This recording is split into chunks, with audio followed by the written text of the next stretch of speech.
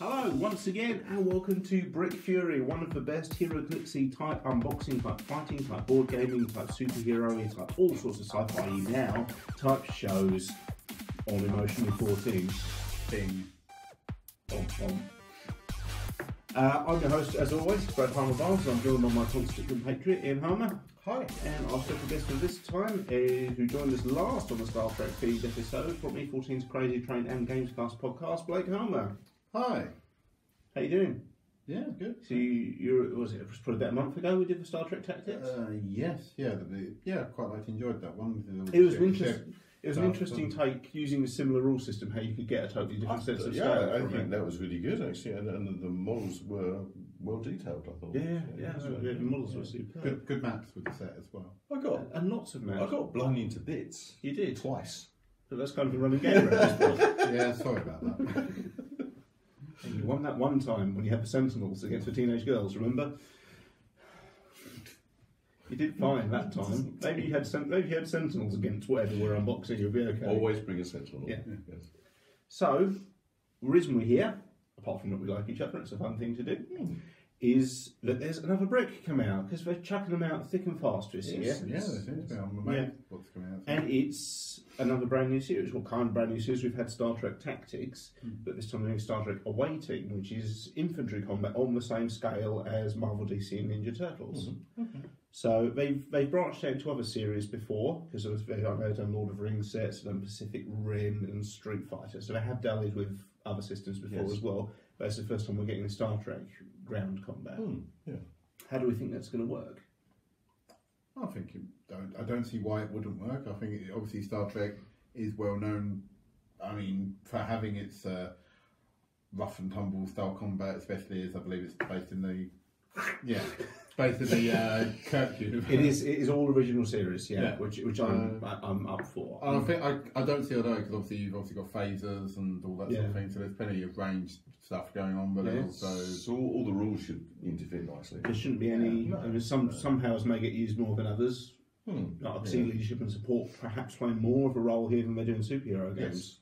Especially if you've got military rankings, we've got McCoy, who's a well-known Doctor character, and you are dealing with mortals here, so they're not going to be really overpowered. I think it's true if you put them up against any Green Lantern, they'll get smashed to pieces.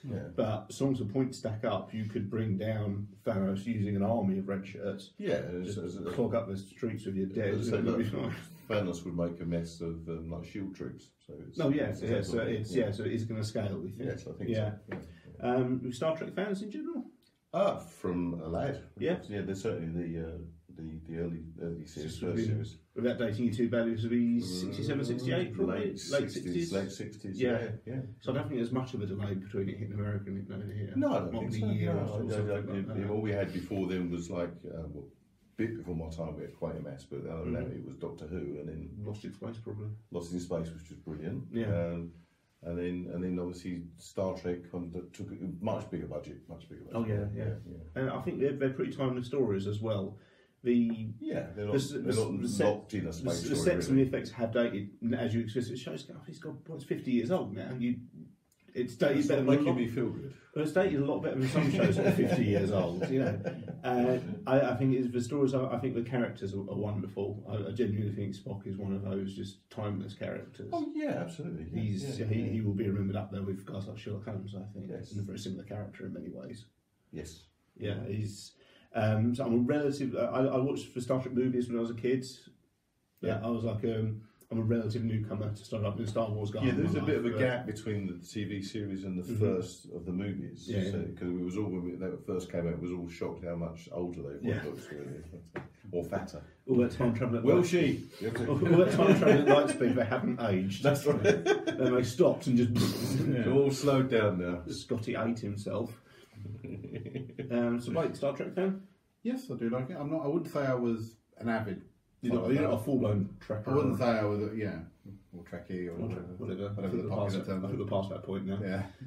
I just think of fanboys. Yeah. But, I liked all the films very much, and except maybe the first one. It's certainly a film, isn't it? It's a film I've seen. I think it's the best way of saying it. They've done a director's cut. Oh, that's what that film needs. More footage. It's to make an episode and make it extend to 3 hours. Yeah. It I mean, I like quite a lot of it. I mean, I think when I was growing up, the series I enjoyed the most was Next Generation. So it was stuff like the Borg and stuff like that. I really loved. And there's a couple of the 2-part episode which is brilliant called Time's Arrow. Oh, it's such a good one. It's an excellent episode. I really loved it. I'd say Time's Arrow is better than a couple of the films, to be honest with you. It's a great story. I'd rather that have been a film in Insurrection than an episode. Their Insurrection wasn't great. Yeah.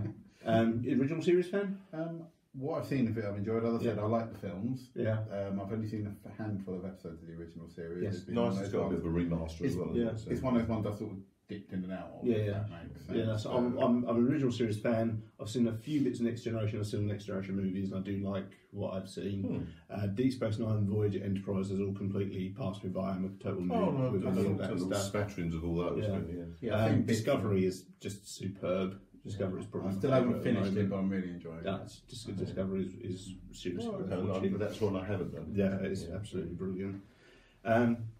We'll do a quick couple of rounds and then we'll bring the brick up. So, favourite Star Trek character from the original series? Goodies and baddies. They're just your personal favourite, yeah. Baddies are just aliens. You get Khan, I guess. Khan was obviously that's a really good one, but I suppose Chekov, I think. Chekov, really? Yeah, I think so. Because they tried to put a Russian in because it was all the Cold War times as well. So. He's kind of a jobber, but he's kind of an endearing. Yeah, but he is there, but you know why he's there as well. In the future, the Russians are our friends. Look at that's working out well, isn't it? Again. Cheers, Gene. Is it Blake favourite original series character? As you said earlier, I do have a soft spot for Spock. Spock's just a superb character. If you're talking more what I'd like to see as a click, though, little part of me, because I'd like to see a Gorn. The Gorn, yes, because I haven't seen the Gorn click yet. I imagine there's one in the set. And the Vasquez Rock goes behind it. Yes, lovely. I'll green stuff one. I can do that. I just thought as a hero click goes, that'd be one I'd like. I love Bones. I just think that whenever I see you get a shot of the Enterprise just flying by, in my head I imagine I can just hear Bones grumbling about something. Because he's perpetually cranky with the kind of like the creatures. I think that the salt monster was really good. It's a very stereotypical Trek story, but it's a very enjoyable one as well. I was going to say, if you could pick one story, whether original series story, whether it's TV series or movie, is there one that particularly sticks in your mind as a favourite? I think the Salt Monster 60, but I think it also might be one of the first episodes. I think it was the first broadcast in America. And the monster that I think that kind of burns through that mining. Mining one, which I think is the Horta, isn't it? The Horta sounds familiar. Yes. Blake? As I said, I've only seen bits and bobs. I have seen the Salt Empire one, which is a good one. As I said, I think I've been stronger with the film, so I always think like Wrath of Khan. I think I think that's a great story from start to finish. Exactly. I think the only film that's really come close to topping it has been First Contact, which obviously I know is Next Generation. Pretty flawless, that keeps the big going. I do love all ones you guys have mentioned. First of all, TV series episode. There's one that's really good where they travel to a far-flung planet and it's been taken over by like a Nazi-like regime. Where they've actually adopted all the symbolism and equipment of the Second World War Nazis, and then because a guy there has been manipulated to break the Prime Directive and he believes what will help this culture is the Nazi philosophy. Dictatorship. Because he said, before all bad stuff happened, it resurrected Germany as a country, and I think that's the second series. I wish I could remember what it's called. I'll look up what the episode is called, and it's just appeared in a little text down here for you. Okay, that's a really great one. I love Duel one with the Gorn in. I think it's a super simple story, but it's very. There's something almost like myth and legend about that. Just that battle. Really they just basically they just be fought out. As far as music, I think Undiscovered Country is the best, and it was just such a high point to end on as well, because it could have been a bit of a limp movie. And The Search for Spock's okay, Final Frontier's okay, but yeah, the whole making it was the such a strong, vulnerable and that sort and of it's just such a strong one to end the story on. Yes. Generations really is the first Next Generation movie with the happens to have Kirk in there. And I think 6 is some awesome actors. I can't remember. Roddy McDowell. Roddy McDowell. Yeah. Poor old Roddy McDowell. Yeah, but yeah, I think it's just such a wonderful story to end on. It's a really positive, strong, end on a high note. Yes, no, he did manage to kind of mix those characters. Yeah, that's great. But as far as this has been, we've got a job to do, which is we've got to boldly go where no man has gone before, and which means we've got to bring up for Star Trek away team brick on the new Brick Fury teleporter. Where's my theremin? There we go. Star Trek away team. Nice. Now, there is a starter set. If you find the starter set, buy it, because it's sold through its source. It's proved very popular. We have some lovely CG renders of the Star Trek crew. We go Klingon Empire. Oh, he looks so happy. It's a really smiley Klingon there. And there's a Gorn about to smash a fuckload of Tribbles. They've composited. Tribbles. Yeah. That's a fun episode, actually, isn't it? Yes. And we have Jim and Spock on the front. Saw this. If you saw a booster or two in a shop, would you be tempted to pick it up, take a look? Well, obviously, because we know Heroclix, we know what we're in for. Yeah, I think so. Yeah, absolutely. I think if you're a Star Trek fan, you pick up a look at anything like that on the shelf, wouldn't you?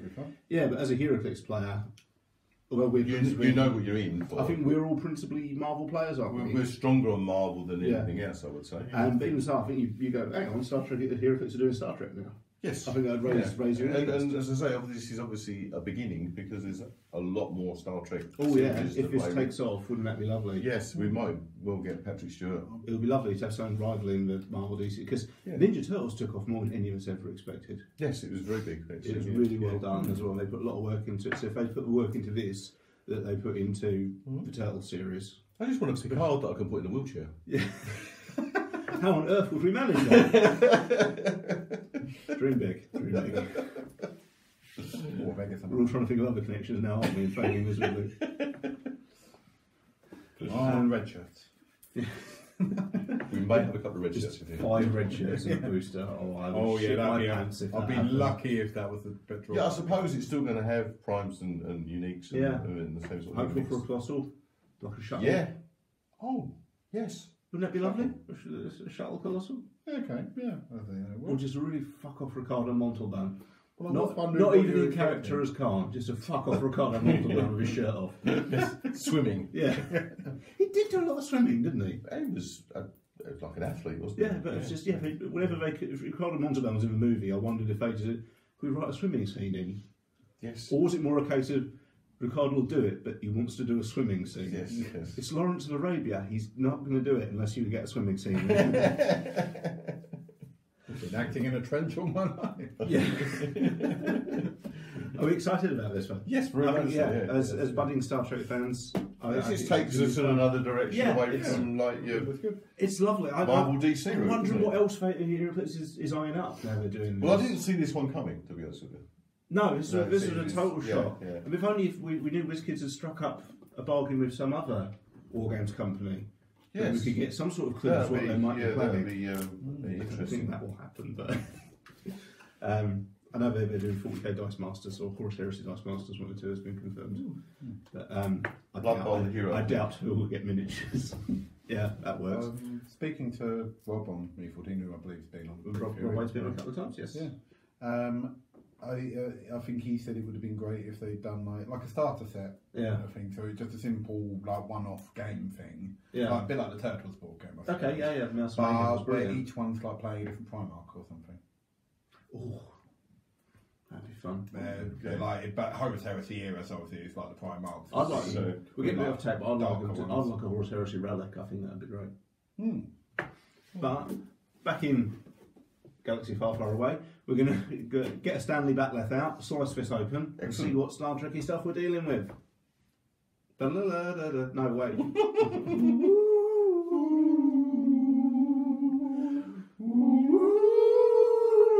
Right, so this is booster number 1. We go with our first one, which is Uhura. It looks like a mirror universe Uhura. Looks like a mirror universe Uhura. Yeah, sure. It's 75 points to 6 clicks. Only doing 1 damage, but it has got blades in the first 4 clicks. Choose an adjacent opposing character of 100 points or less. That character can't use defense powers until the beginning of your next turn. That's pretty bitey. Yeah, so That's that's a trait, free action. She begins with bloody... Later, a second click has Blades, Flurry and Super Senses.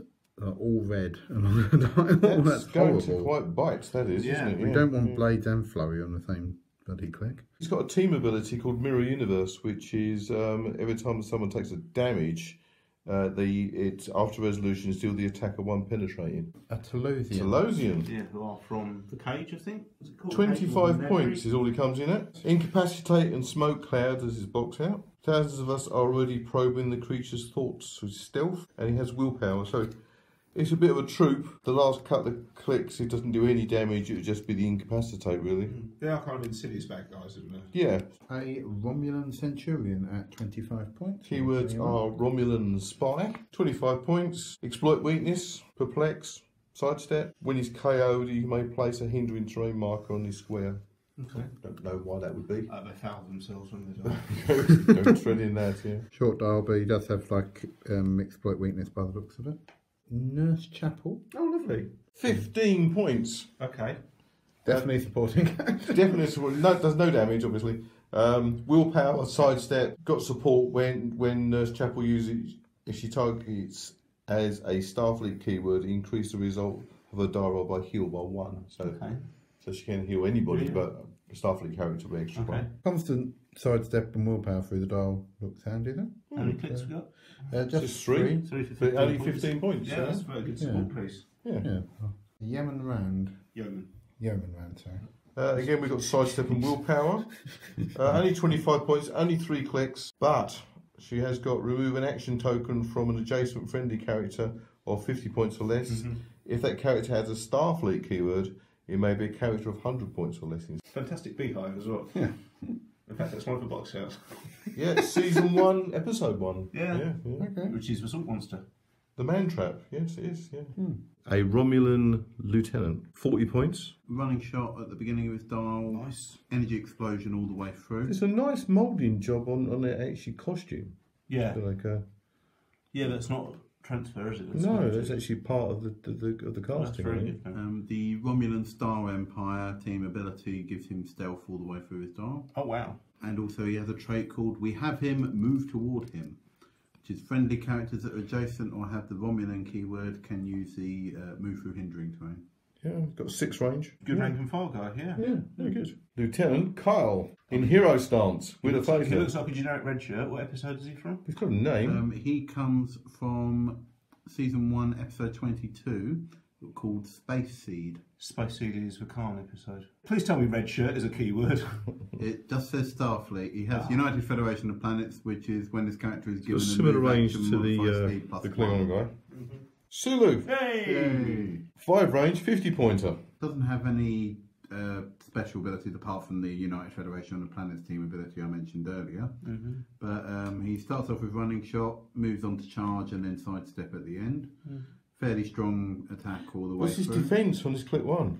Yeah, defense on click 1. He has energy shield deflection. Got 19 for a 50-point character. Yeah, becomes 19 armor. Yeah. Moves on to combat reflexes when he gets hurt more, when he gets super senses at the very end, and close combat expert at the very end. He'll want to stay on the map a bit longer than morning. Yeah. Also has enhancement and empower, so holding him back to help buff other people is a good idea. Lieutenant Leslie, not a red shirt, 30 pointer, 6 range. He has a trait called reporting back for duty captain, which is once per game, when Lieutenant Leslie would be KO'd, instead place him on click number 1 in a square adjacent to another friendly character with the Starfleet keyword. He's only got 3 clicks of health, but he can come back for another go, basically. Once, probably. Yeah, So, providing you have someone else with this saying to you about that, where he wouldn't. I'm really excited about this last one. Mugato. He looks significantly bitier than the other He's ones. quite Got a poisonous. split dial, 60 and Sounds about right. Yeah. No, they're very bitey in the TV show. Yeah, he's got... Indom. leap climb for all of him, indomitable, and toughness all the way through his dial. Good, because I can't move the dial. He's got fairly good damage. Starts off doing 3 points of damage the first 3 clicks, and then drops down to 2 for the rest. His box out attack all the way through his dial is 1 has taken the Mugato bite, he dies. When Mugato makes a close attack and hits, after resolutions, give the hit target an action token. When Mugato hits a character with 2 action tokens, damage dealt is penetrating. Oh, that's from what I remember of the episode. It's pretty thematic. They're not in it a lot, but when they turn up, they cause a lot of damage. Yeah, it's one. But if you remember, it's like a rural caveman type planet, and the Klingons are dropping firearms onto it to get the 2 tribes to fight each other. Yeah. Okay. I mean, he runs at 2 wattages as well. He runs at 60 or 40. 60 points isn't a lot for an Indom character. He's that's thematically built from what I can remember of the episode. Yeah, no, they could wade through some characters. Yeah. Yeah, he's rather bitey. Klingon Bekk. Willpower and close combat expert for his dial and sidestep for his dial. Only got 3 clicks of health and only 25 points. Yeah, short dial. The Klingon Empire team ability, though, is when this character hits an opposing character with an attack roll of 10 to 12, after resolutions, remove an action token from this character. So if he hits hard. Okay, so we can hit and run. Can change them. Yeah. Oh, he's going home in the form of ambulance. It's a Starfleet security officer. The most dangerous job in all of... He looks a bit like Alan Partridge, doesn't he? His trait is called Red Shirt. Oh, brilliant. Red Shirt. When an adjacent friendly character that's 100 points or less has the Starfleet character keyword would be KO'd, you may instead KO Starfleet security. Superb. Oh, round of applause for WizKids basically there. Mastermind. Yeah. If you do, turn the friendly character to its last non-KO click. Brilliant. So you can literally just surround Kirk with an army of red shirts and he would never die. So set phases on stun, incapacitate, firearm command enhancement, and security get this man off the bridge in power. We have Korax. Klingon Empire symbol on the base there. He has sidestep at the beginning and flurry later on in his dial. Yeah, he does. And precision strike. So toughness throughout. 2 damage all the way through. Yeah, 2 damage all the way through, although he does have close combat expert. He starts with combat reflexes, then gets toughness. Yeah, that's pretty good. He has a trait called, I meant to say that the Enterprise should be hauled away as garbage. Which is a power action. Choose an adjacent opposing character. Until your next turn, that character can't target characters not named Korax with an attack. Charvanek. Significant appearance is from the Enterprise incident, which is season 3, episode 2. I haven't seen that far. 100 points. Sidestep, penetrating psychic blast.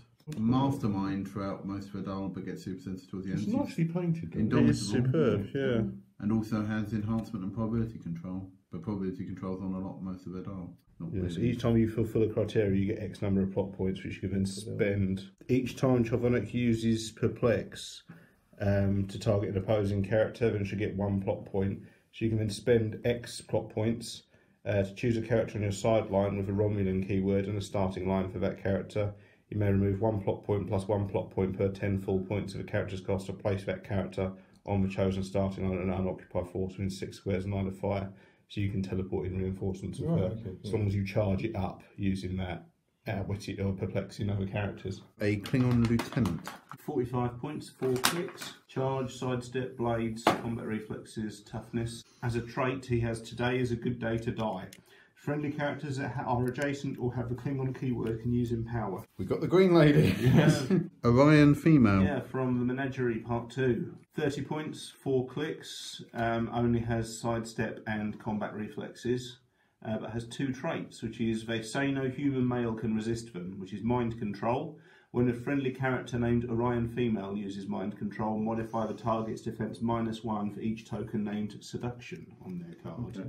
And as a free action, they can give an opposing character within 4 squares and line of fire a seduction token. So you can gradually weaken their resistance to mind control. Okay. Triggers the bang times Heroclix minigame.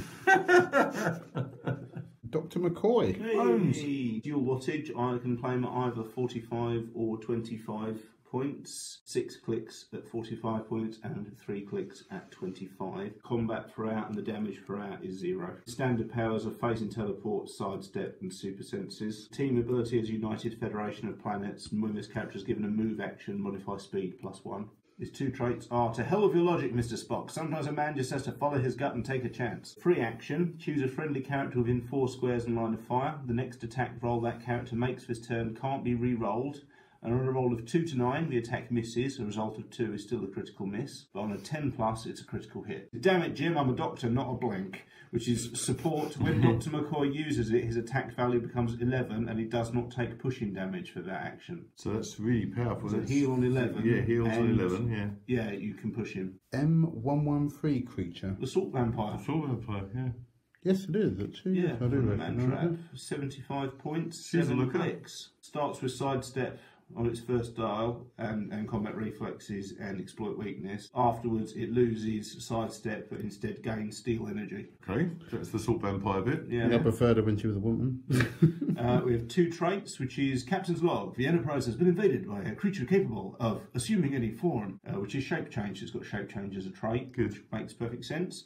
And also, and with the capacity to paralyse and draw the life from any one of us. Whenever an adjacent opposing character fails a breakaway roll, after resolutions deal that character 1 damage and heal M113 Creature 1 click. Very nice. That's such a... How many points? He's 75, so she's 75 for Nice. 7 clicks. Yeah, that's quite a powerful piece, isn't it? Yeah, but well, no, it's just so thematic as well. Yes, they got. I'm glad shape changes. Yeah, but that bit of where it fails a breakaway, gets damaged and healed, it's perfect. It's got exploit weakness and also obviously steal energy. Yeah, Well, that's brilliant. It's quite powerful, actually. I love how thematic that dial is. They've worked hard on that one. Real name not applicable. They've got that right. Yeah. Good one. Very nice. Had to happen. What we got? Tribbles. Oh, Tribbles. Well, that's nice. 5 points. Perfect. It's an amazing 5 points and only 1 click. Tiny creature. Yeah, unsurprisingly comes with the trouble with Tribbles episode. 3 different traits and no abilities. So, first trait is 50% of their metabolism is geared for reproduction, which is a free action. If another friendly character has not activated it as the same effect this turn, generate a Tribble. Okay. Oh, okay. Yeah. And Tribbles have no teeth. Opposing characters do not stop movement when becoming adjacent to Tribbles and automatically break away from them. All right. Yeah. I want these Tribbles off my ship. Unique modifier. Characters not named Tribbles modify their speed -1 for each Tribbles adjacent to them and their attack -1 for each 2 Tribbles adjacent to them. If they have the Klingon keyword, they also modify their defense -1 for each Tribbles adjacent to them. It's pretty useless, but at the same time, it's only 5 points. It's hilarious as well, isn't it? I think it's a joke model, really. Yeah, I think you want a few to really start pissing your opponent off, though, just to gradually spawn Tribbles. They've only got, they've got 3 defense. But they have no movement, so if anything, they'll just be in your starting area. Spawning from your starting area, yeah. Yeah. So if you have enough of that, yeah, I'm not sure why you would use them. You'd have to get a few models. Unless you house ruled them that they spawned in the middle, maybe, and they were just causing extra terrain. No, I if think you know you'd what I have to be in your starting area, wouldn't they? Hmm. Yeah, very curious, but as you say, only 5 points. I think it is a jokey thing. Yeah, and I think people would be upset if there weren't any Tribbles. Yeah. Oh yeah, yeah. Yes, it needed to be there. Yeah. Romulan Subcommander. Nice paint job again, actually. Yeah. Yeah. What's special about him? It's a 50 pointer, 50 6 points. range. Yeah, comes from the Enterprise incident or from season 3. The trait is you are the ones who violated our territory, Captain. If you know what I mean. Which is that once per attack for all characters with this trait, when a friendly character that's adjacent or has the Romulan keyword is KO'd by an attack, roll a d6, which is 4 to 6, deal the attacker 1 penetrating damage. But I mean, he has 5 clicks of health, starts off with running shot and then moves on to sidestep. Has energy explosion at the beginning of his dial. Wow. Then has energy shield deflection at the beginning of his dial, then moves on to super senses. And then has probability control at the beginning and then changes to a ranged combat expert. But like all other Romulans, he has the stealth ability. Yes, yeah. Lieutenant Uhura, Oh, that's a new one. who's Yes, the 40 standard point. universe version. So she's got a trait of communications officer. At the beginning of the game, you may choose a copyable team theme that an opposing character can use.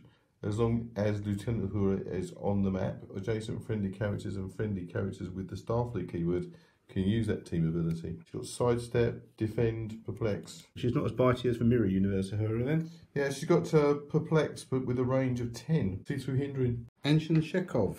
Keywords Starfleet and nuclear vessels. 45 points, 5 clicks. Running shot, charge, precision strike, energy shield deflection, super senses, prop control, and has the United Federation of Planets team ability, which is when this character is given a move action, modify speed +1, Simple, short, punchy dial. For some reason, super sensors in Star Trek, I imagine that's a diving roll in the dirt. Yes. Yeah. Rock and roll. And, Yeah. Yeah, no, not bad for 45 points. The facial paint like? Seems quite good, yeah. Does it look like Chekov? I think it does, yeah. Cool. Shahna. The Game Masters of Triskelion, which is when they've been to a planet and it's like they're getting into gladiatorial combat. Lots of that music. In fact, it says compulsory you have to sing with the Star Trek fight music. Good. I do remember her from that episode. She's a gladiator. 25 points for 4 clicks. So short dial. Charge, sidestep, combat reflexes, willpower, and close combat expert. Kind of useful Got stuff. some, nice translucent plastic effect there as well. We have a trait, which is I'm your drill thrall, I will train you well. At the beginning of the game, choose another friendly character to be Shahna's drilling partner. When Shahna's drilling partner is adjacent and makes an attack, if her drilling... Stop saying drilling partner.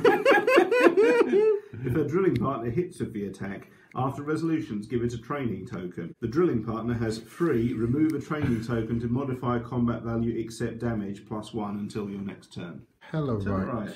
Okay. Serious beard. 35 points, 4 clicks. Sidestep and toughness, which is Tellarites do not argue for reasons, they simply argue, which is incapacitate.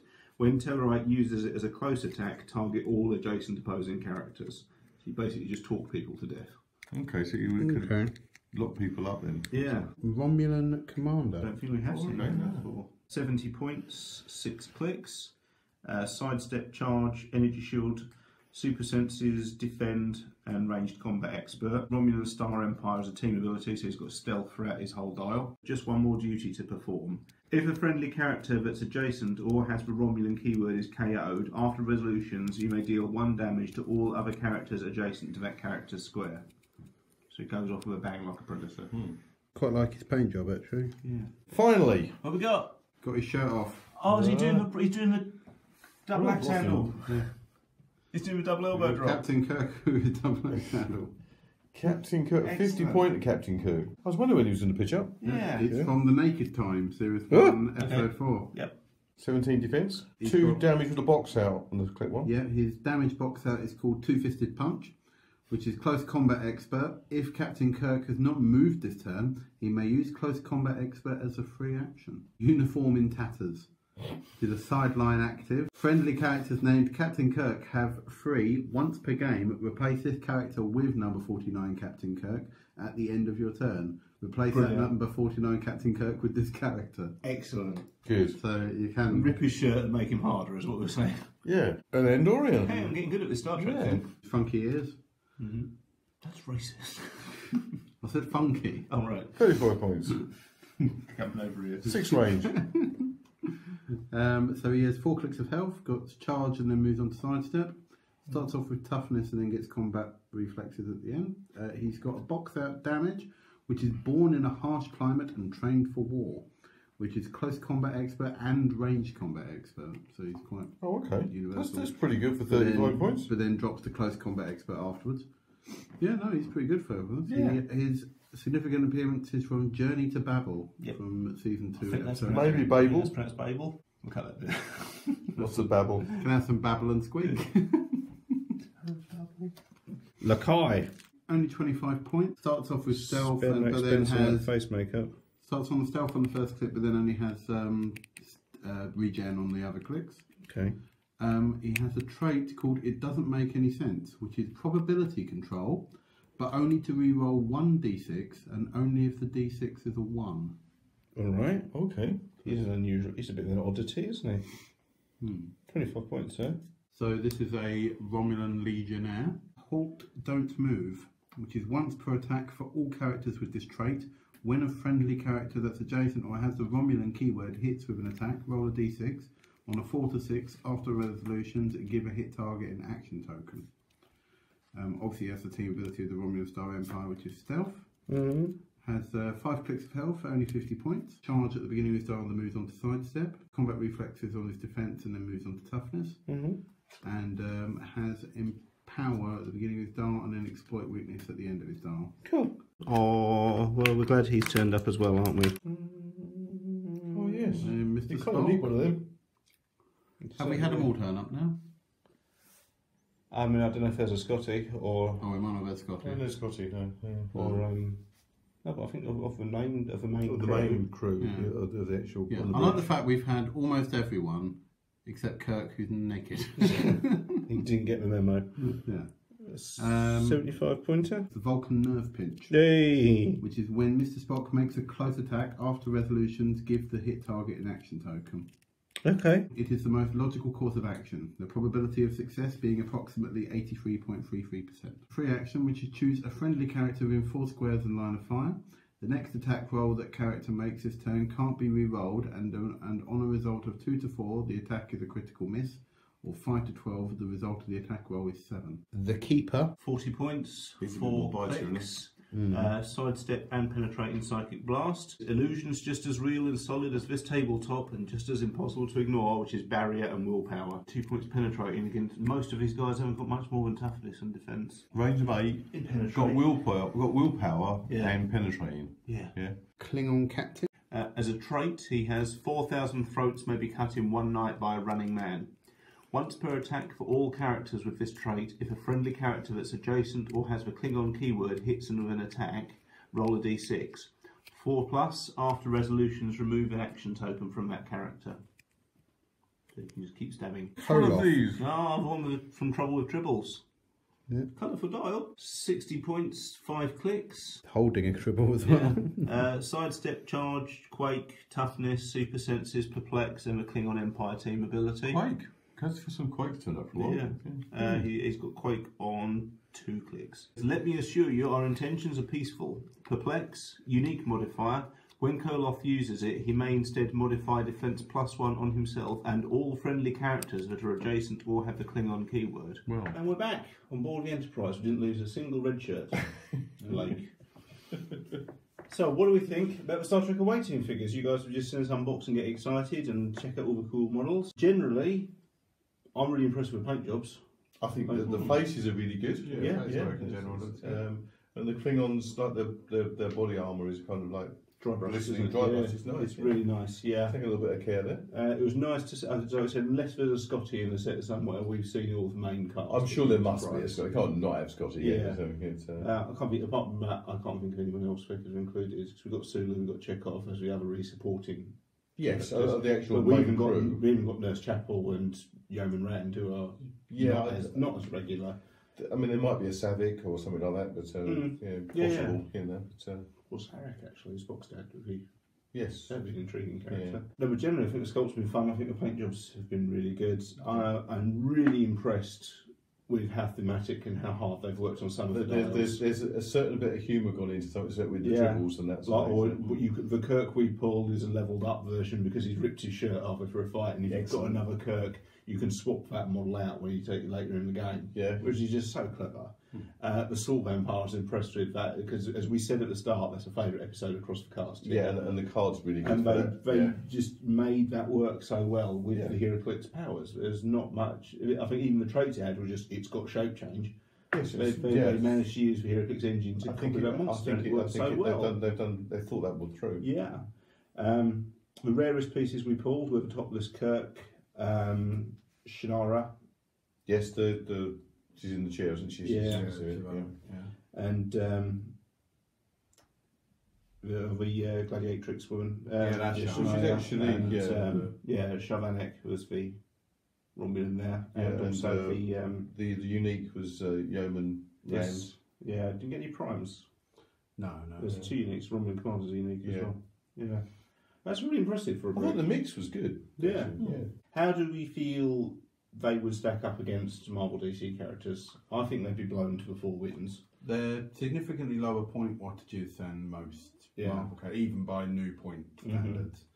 But I think against each other, they look like they play well. I wonder if you get them on the table, it would feel very different to Superhero. Much as the spaceship combat felt very different, I think you would get more of a commando type style fighting than you would get with superheroes. No one's flying into the middle of the board firing lasers from the right here. They're skulking forward, there's cover fighting. They probably would do okay against Hydra or Shield troops, or even some street level guys like Daredevil. Yeah, they'd probably do okay. But I think there's really they're meant to be played Yeah, I think it's as system, I agree. It's yeah. not because I know the Turtles were built to be competitive, and I don't know that they have. I'm not sure that really works. No. There's a Star Trek fan. How do we feel about them?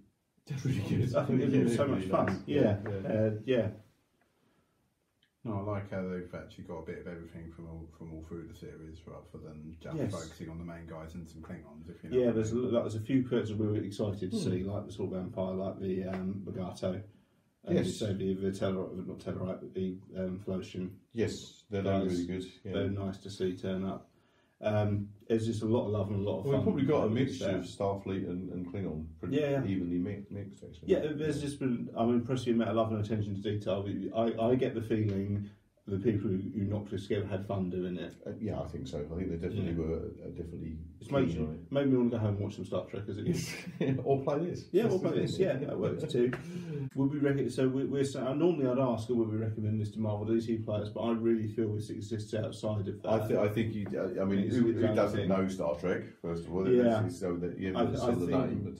But I think equally, whether you're a Star Trek fan looking to get into Heroclix or a Heroclix player who likes Star Trek, I think there's a crossover appeal here. Yes. Yeah. What do you guys think? As I said, I think if you're a fan of Star Trek and already playing Heroclix, this is definitely for you, because I mean, obviously you're getting perfectly enjoyable, obviously.